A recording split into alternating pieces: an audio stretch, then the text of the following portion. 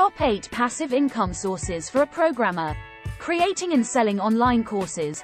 Create video courses or tutorials on programming topics and sell them on platforms like Udemy, Coursera, or your own website.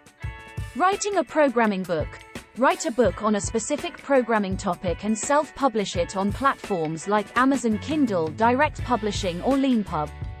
Developing and selling software. Create a software application or plugin and sell it on platforms like the App Store or Google Play, or through your own website. Building and monetizing mobile apps. Create a mobile app and monetize it through in-app purchases, ads, or subscriptions. Affiliate marketing. Promote programming-related products or services as an affiliate and earn a commission on any sales made through your unique referral link. Building and renting out a server. Rent out server space to other programmers or companies and earn a passive income from the monthly rent. Creating and selling templates. Create templates for websites, mobile apps, or software and sell them on platforms such as Themifrost, Code Canyon, or your own website. Building and renting out a private NPM package.